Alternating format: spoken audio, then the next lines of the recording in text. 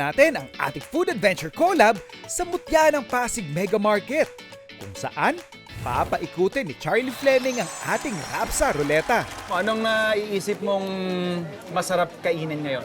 For me, favorite ko afritada talaga. Afritadang baboy. Chicken. Chicken afritada. Yes po. Okay. Sige, Charlie. Paikutin mo na yan. Sige po. Yan. So, dapat chicken stew. Pwede na yun, Pwede na, afritada. Okay.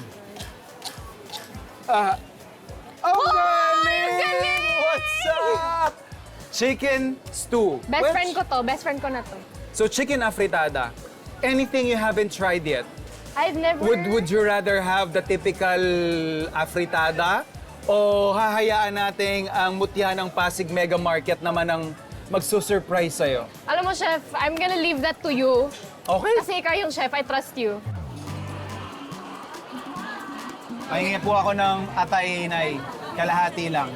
I think it's a good time naman to experience and try. You should. I mean, if you're into healthy things, then atay ng manok is a good way to start rather than chicken breast.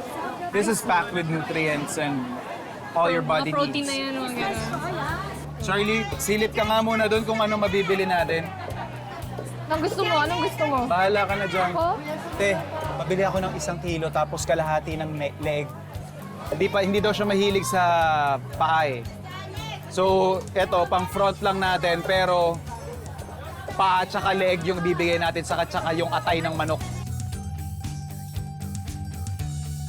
So what else? Ito, kilala mo lahat ng gulay na to. Hindi ko kilala na lahat. Basta alam ko green siya.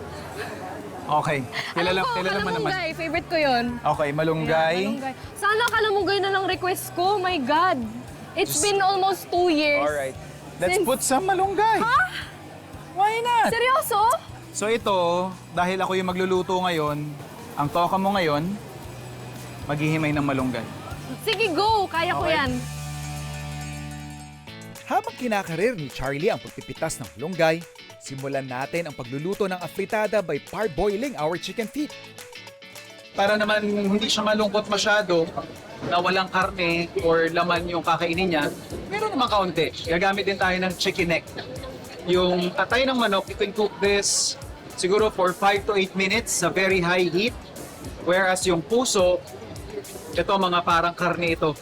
So isasabay ko na rin siya doon sa ating batch ng paa tsaka ng leg. So meron na magandang kulo. Actually, it's gentle simmer na nangyayari doon sa ating pressure cooker. Makikita nyo. Transfer lang natin yung pinagbanlian natin. And then kanina nabanggit natin yung cooking temperatures ng atay at saka ng puso. Ito naman, hindi natin actually isasabay yung ating chicken neck sa pagpapalambot ng ating chicken feet. So lalagyan lang natin ng ating bawang. Season lang natin ng salt and pepper. And then tatakpan na natin. So babalikan lang natin siya after 30 minutes na naka-pressure cook. At this point, okay na yan. So habang nire-release natin yung pressure, pwede na natin umpisahan yung iba pa nating component.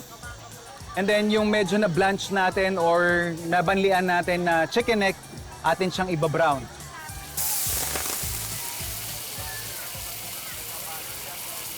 After that, lagay na natin yung ating tomatoes and onions. And then para lang din mas matingkad siya, para hindi naman maguluhan si Charlie, lalagay natin yung tomato paste. Magpapa-intensify nung redness ng ating afritada dish. So, sasatay lang natin ito. And then, ilalagay na natin yung stock ng ating chicken feet. Pakukuluan lang natin ito. Season lang natin with some soy sauce and some brown sugar. After that, lagay na rin natin yung ating patatas at carrots at atay ng manok.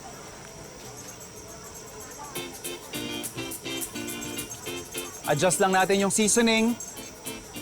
And then, lagay na natin yung chicken feet. Simmer lang natin hanggang ma-absorb ng ating chicken feet yung tinimpla natin. At syempre, yung namimiss na ni Charlie na malunggay. And then finally, yung ating bell pepper.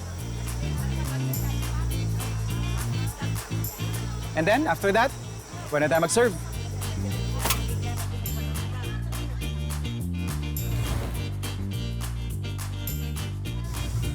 you requested a fritada. And I got you a fritada.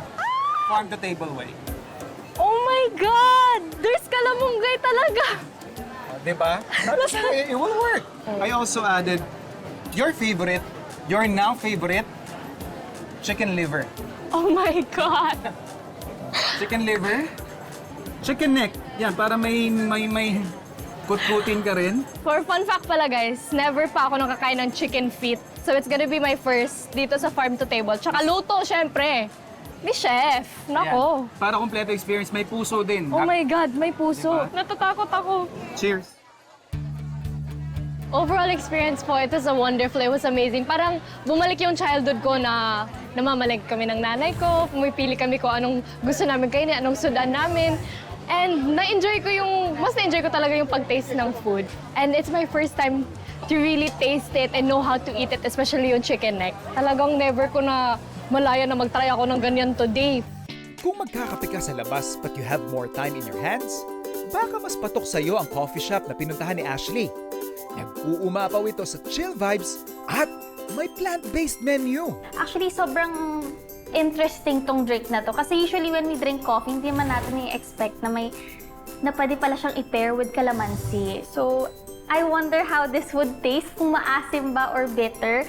At saka itong mga food natin, itong mga sweets natin, usually nagigilty talaga ako pag kumakain ako ng sweets. But these are all vegan. Parang first time ko lang ata kumain ng vegan na dessert. Good. Hindi siya matamis. Sa mga taong hindi mahilig sa mga matatamis na cookies, I think ito yung perfect for you. Ito yung favorite ko, oatmeal.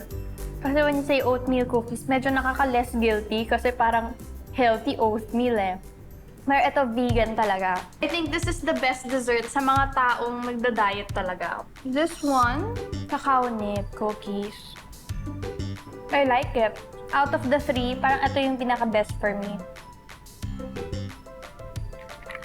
I feel like I'm drinking a cocktail. A cocktail coffee. Samantala, mahilig ka ba sa burger? Here are 2 unique burgers na panalo sa laki, panalo pa sa lasa. Guys, ang tawag daw dito UFO burger dahil nga mukha siyang UFO, sobrang laki. Oh guys ha, ito yung burger, ito yung kamay ko. Kung i-compare natin yan, ay nako, mas malaki pa ang burger. Ano pang hinihintay natin guys? Sabak na tayo sa gera. Gawin natin siyang pizza. Pizza na siya, burger pa siya. Oh, guys.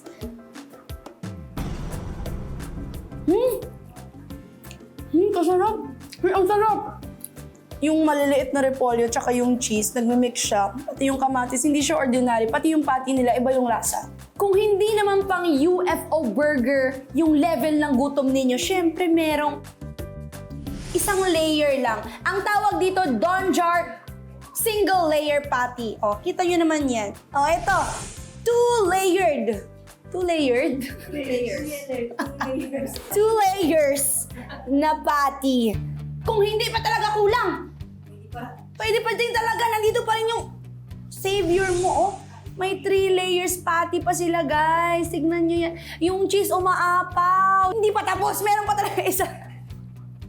Guys, hindi na sila napagod. Gumawa pa sila ng ibang layer. Oh, tignan nyo naman yan. Ang taas.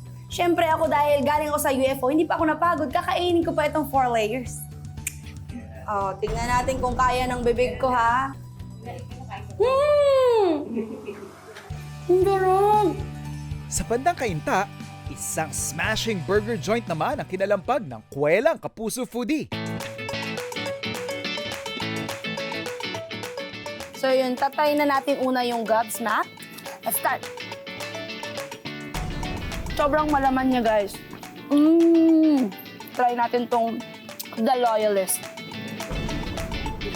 Ito, medyo may pagka-mustard feeling. Ibang-iba yung flavors nila, guys. At ayun na nga, save the best for last, guys.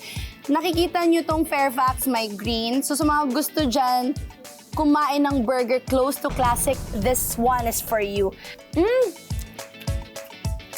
Bakit parang iba yung patty dito? Mas rich siya sa flavor. Hindi ko alam. Tingnan mo nyo. Sabi ko na nga ba, mas maraming pepper. Grabe, busog na busog ako dun.